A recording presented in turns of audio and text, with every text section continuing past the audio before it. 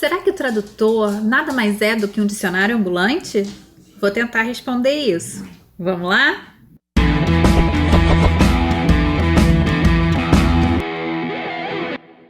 Oi, gente, bem-vindos de volta. Meu nome é Nathalie Guerarte, esse aqui é o Natividade, nosso canal para falar de tradução, livros, mercado editorial e outras coisas mais. E aí, gente, como é que vocês estão? Eu sei que a gente está vivendo um momento muito complicado com a quarentena, com o isolamento e distanciamento social, mas eu espero que todos estejam bem, usando máscara, saindo só quando é necessário. Mas vamos lá, vamos falar de tradução. Então, gente, hoje eu quero abordar essa concepção que as pessoas muitas vezes têm de que o tradutor nada mais é do que um dicionário ambulante. Não é muito raro quando eu digo que eu trabalho, que eu sou tradutora, que as pessoas perguntem: ai, Nathalie, como é que é isso em inglês? Como é que é aquilo em inglês? Assim, gente, nem sempre eu sei, porque quando a gente está trabalhando traduzindo um texto, a gente tem uma série de ferramentas à nossa disposição para a gente consultar, para a gente pesquisar. Enfim, o tradutor não precisa saber tudo, mas ele precisa, obviamente, ter um profundo conhecimento da língua de partida, um profundo conhecimento da língua de chegada e das ferramentas que ele usa no dia a dia de trabalho, que são as ferramentas de pesquisa. Então, para responder essa questão, se a gente é dicionário e se basta a gente saber cada palavrinha que tem uma correspondência, se isso é suficiente para a gente fazer um bom trabalho e para a gente produzir uma tradução exata e fiel ao original. E para isso eu decidi usar as partes do corpo. Se você estudou ou estuda em algum curso de inglês, lá quando você começou a estudar, provavelmente quando você foi aprender quando você aprendeu as partes do corpo, você viu uma figura parecida com essas aqui que eu vou mostrar. Você vê que tem a correspondência para mão, que é hand, para eyes, que são olhos, shoulder, enfim, todas essas partes que estão aí na figura. Mas eu pergunto para vocês, será que hand é sempre mão? Será que back é sempre costas? Nem sempre. Hoje eu vou usar algumas expressões idiomáticas com partes do corpo que vocês vão ver que na hora da gente traduzir, ou tem uma tradução completamente diferente, ou a tradução é com outra parte do corpo. E isso complica um pouco, porque quando a gente está traduzindo ali no texto envolvido, muitas vezes a gente pode escorregar e usar a parte do corpo que eles usam em inglês em vez da que a gente usa em português. Então, vamos ver uns exemplos? Vou começar com a expressão to carry the weight of the world on your shoulders. Em português, a gente carrega o mundo nas costas. Nossa, fulano tá tão preocupado, parece que tá carregando o mundo nas costas. A nossa expressão ela é muito mais sequinha, carregar o mundo nas costas. E se você for traduzir ao pé da letra, é carregar o peso do mundo nos ombros. E eu tenho visto muito essa tradução, que de tanto que ela tem aparecido, ela não tá causando mais tanto estranhamento. E assim, você tá passando o significado, tá ok. Mas é muito mais natural quando você fala assim, nossa, tá carregando o mundo nas costas, sabe? E aí, são esses cuidados que a gente tem que tomar, porque às vezes, quando a gente tá ali imerso no texto de partida, a gente é muito contaminado por esse original. Então, a gente começa a traduzir e aí uma palavra do original em inglês induz a gente ao erro. Então, isso acontece muito em expressão idiomática, em collocation também, que eu já fiz um vídeo sobre collocations, que eu vou até deixar linkado aqui em algum lugar para vocês darem uma olhada. Então, quando a gente consegue escolher a tradução com um equivalente da expressão idiomática, você enriquece o seu texto e o seu leitor tem uma experiência muito mais agradável, porque nada vai causar estranhamento. Então, a segunda expressão que eu escolhi é right hand man. Right hand man nada mais é do que o braço direito de alguém. Então, fulana é meu braço direito. E em inglês é hand. E aí, eu já vi algumas pessoas escorregarem nessa expressão e virar a mão direita, o que fica bem esquisito, mas é aquilo que eu tava falando pra vocês, né? De repente a gente pode ouvir alguém falando assim: ai, fulano errou isso, ai que absurdo, não é um bom tradutor, não é uma boa tradutora. E aí eu digo, pera lá, a pessoa acertou trocentas mil coisas naquele texto e escorregou na expressão idiomática. É ruim? É o fim do mundo? Não.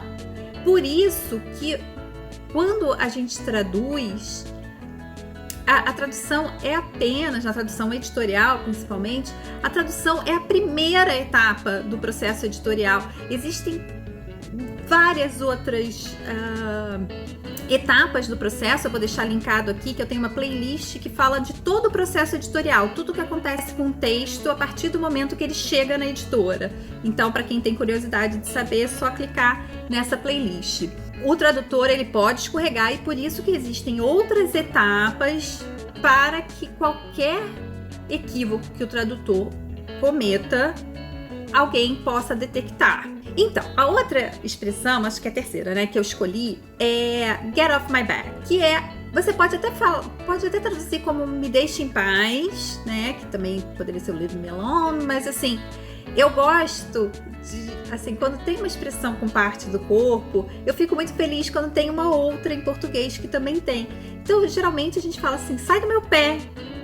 E assim, eu acho muito interessante como que lá é get off my back, e aqui a gente fala sai do meu pé. São duas partes do corpo totalmente diferentes, né? Que é diferente daquele que carrega o peso do mundo nas costas, aqui no Brasil, e lá é nos ombros, né? Até porque tem aquela imagem, né, do Atlas carregando o mundo, e aí é bem aqui. Então poderia ser costas e poderia ser ombro também, né? Acho que é isso. Que a gente também pode usar para essa get off my back, pode ser não enche o saco também. Para de encher o saco, não enche o saco. Dependendo do contexto, dependendo se aquela fala encaixa se ela combina com o personagem que tá falando, porque geralmente essas coisas aparecem em diálogo. Mas assim, a gente sempre tem que ter também essa preocupação, né? Se a tradução está adequada, se encaixa com aquele personagem que tá dizendo. Então, assim, o tradutor, ele tá sempre fazendo muitas escolhas e tá sempre com muitas coisas acontecendo, assim, muitos processos mentais mesmo acontecendo na nossa cabeça enquanto a gente está traduzindo. Então, realmente, as expressões idiomáticas acabam sendo um desafio. E o que eu costumo dizer também é que o tradutor, ele não precisa conhecer todas as expressões idiomáticas. Eu, obviamente, não conheço, e às vezes eu me deparo com umas que eu fico assim, what? Sabe? Mas a gente tem que saber desconfiar, ficar com a pulga atrás da orelha mesmo, se determinada coisa é uma expressão idiomática. Porque aí você vai falar assim, cara, se eu traduzir isso aqui ao pé da letra, não fez o menor sentido. Isso aí já é uma indicação que pode ser uma expressão idiomática. Essa quarta expressão que eu escolhi, rub one's nose in something. E aí, teve uma vez que eu me deparei com essa expressão, e aí eu logo lembrei, assim, da minha mãe falando, e também até já me peguei falando isso pro Enzo.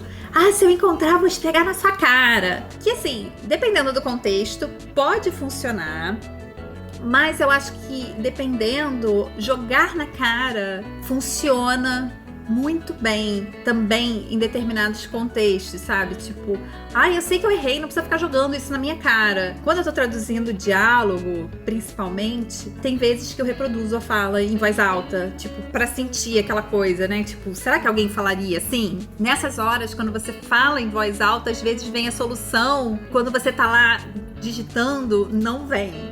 Não sei se isso acontece com vocês. Se acontecer, diz aqui pra mim se isso acontece também. Um outro exemplo disso, que eu também gosto muito, que é turn a blind eye. Que na verdade, a gente fala fingir que não viu. Ou se fazer de cego também, porque às vezes quando a gente vê esse blind, a gente acaba ficando com essa coisa do cego, né? Então, você tem algumas expressões com cego, o pior cego é aquele que não quer ver. Então, dependendo do contexto, você pode tentar encaixar. Mas assim, Turn a blind eye é fingir que não viu. Eu já vi algumas coisas tipo bancar o cego, se fazer de cego, porque a gente acaba contaminado pelo original, assim. Uma das coisas também, que nem tá aqui no roteiro, mas que eu acabei de lembrar, que é aquele turn in his heel, que a gente vê muita gente traduzindo como girar nos calcanhares. E se você para pensar, o que é girar nos calcanhares, né? Essa tradução me parece muito decalque do inglês. Deu meia volta e foi embora, virou as costas e foi embora, enfim, simplesmente se virou e foi embora. Então você não precisa ficar preso em algumas imagens que a gente vê no inglês e que muitas vezes não funcionam no português ou soam artificiais. E aí o que acontece também é que as coisas começam a aparecer tanto nas traduções, e aí as pessoas que leem muita tradução, elas acabam incorporando essas coisas e como a língua está sempre evoluindo, está sempre mudando, essas coisas passam a ser incorporadas. Então, assim, para vocês sou estranho girar nos calcanhares? Diz pra mim se vocês já usaram essa tradução. Eu provavelmente já usei, não uso mais, mas já devo ter usado em algum momento da minha vida. Então responde aqui, que eu quero muitos comentários, que eu já não faço vídeo há um tempo e eu tô meio carente nessa quarentena, eu quero interação. Bom, gente, acho que eu tô no 7º exemplo e esse é um que eu amo, porque assim, quando eu leio, vem um gesto pra mim, assim, tipo, eu consigo imaginar que em inglês eles falam in a heartbeat. E pra mim, quando in a heartbeat, num estalar de dedos, não é? Assim, tipo, vem, num estalar de dedos. Ou também num piscar de olhos que a gente usa e que em inglês também existe essa expressão, que é in the blink of an eye. Então, num piscar de olhos, mas assim, na heartbeat, estalar de dedos. E aí eu fico duplamente feliz quando tem duas opções, porque aí você já fica pensando se encaixa com uma coisa que aquele personagem diria. Por exemplo, às vezes tem umas expressões que são meio antiguinhas. E se você está traduzindo um infanto juvenil e é uma personagem popular, toda moderninha e tudo, de repente vai soar estranho. Por mais que a gente queira falar assim, eu usei isso e tal, é a tradução perfeita pro que ela falou, se você pegar isoladamente, sem o contexto, mas aquela tradução não cabe na personalidade do personagem. E aí, vamos pra 9ª, né? Porque vamos combinar aqui na Heartbeat, in the blink of an eye, foram 2, né?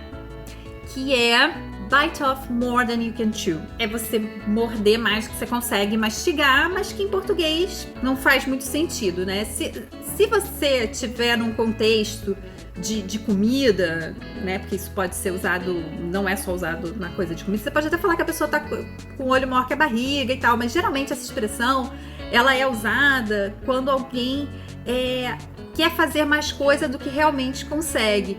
E aí, em português, abraçar o mundo com as pernas. Eu acho que, assim, você usa parte do corpo e você passa bem o significado, né? Então, eu vou colocar uma pra vocês que eu já vi quando eu era editora. A tradução ao pé da letra dessa expressão, que é cost an arm and a leg. Que aí ficou, a pessoa traduziu como custam braços e pernas. Ainda botou um plural e ficou muito esquisito, obviamente. Porque nada mais é do que custar caro. E nós temos uma expressão em português com partes do corpo, que é custar os olhos da cara. E eu fico super feliz quando tem, assim. Nossa, adoro. Ou quando eu penso nela, porque às vezes tem e na hora que eu tô lá traduzindo não me vem tipo, um tempão depois, e aí eu já entreguei o trabalho, aí eu fico chateada porque eu não lembrei, enfim, eu acho que isso acontece com todo mundo. Mas aí vocês podem me perguntar assim, Renata, tem um tradutor que traduzia pra você, cometeu esse erro e você continuou passando trabalho pra ele ou pra ela? E eu digo pra vocês, sim, essa pessoa que cometeu essa gafe e esse erro, enfim, errou, era de tradução técnica. Então, assim, os textos vinham perfeitos na parte técnica e às vezes rolava uma escorregada nessa parte quando tinha uma expressão idiomática. Mas assim, o tradutor era ótimo, só que ele escorregava nisso. E aí, volto naquela tecla de que o copy pegava essas escorregadas. Ele acertava umas coisas que talvez um tradutor literário, um tradutor, enfim, não conseguiria acertar, porque a tradução técnica é uma outra pegada. Agora nós temos a expressão pain in the butt. E aí, a tradução que me vem... Quando você fala que alguma coisa é pain in the butt, você tá dizendo que é entediante, que é chata e tudo. E aí, lógico, que vem na minha cabeça que é pentelho, né? Uma coisa pentelha, uma coisa, né? E às vezes não cabe você colocar essa expressão. Nem sei se é muito datada, se é muito antiga. Será que é muito antiga? Porque eu sou uma pessoa antiga. Ai, gente, vocês que são mais novos aí, alguém que tá, me diz aí se vocês usam esse termo. E aí, assim, não, aí você tem o pentelho e talvez você, se não couber o pentelho, também você pode reescrever a frase, colocar não enche o saco, né? Que nem a gente já tinha falado de uma outra expressão que também poderia adaptar e botar o encher o saco. Eu vou contar pra vocês uma história que aí tem a ver com expressão idiomática, que foi muito, muito engraçado e foi antes de eu ser tradutora, né? Eu ainda tava na faculdade de letras, lá na PUC. E aí, na época, acho que ainda tem, né? Tinha um programa de intercâmbio entre as faculdades. A faculdade lá fora mandava aluno pra cá e os alunos da PUC iam pra lá. E aí tinha um cara que veio da Califórnia, que era assim, altão, ruivo, assim, muito branco. E um dia ele chegou todo feliz na aula, falando que tinha aprendido uma expressão que era pela saco. Não sei se ainda é usado hoje em dia, tá? Porque isso foi, sei lá, 96, 97, a gente foi no século passado, tá? E aí ele falou assim, não, pela saco, kkkk, pela saco, Aí eu falei assim, legal. Aí ele falou assim, é uma coisa muito chata, imagina alguém puxando o pelinho do saco. E ele ficou descrevendo, assim, tipo, foi uma imagem tão... sei lá, tão poderosa pra ele, e eu nunca esqueci, gente, isso tem muitos e muitos anos. Então, pra vocês verem como que a expressão idiomática pode ser qualquer coisa, ela não precisa ter um sentido, né, tipo, pela saco é um negócio que é chato mesmo, né, tá? Mas ela pode ser uma outra coisa que não tem nada a ver.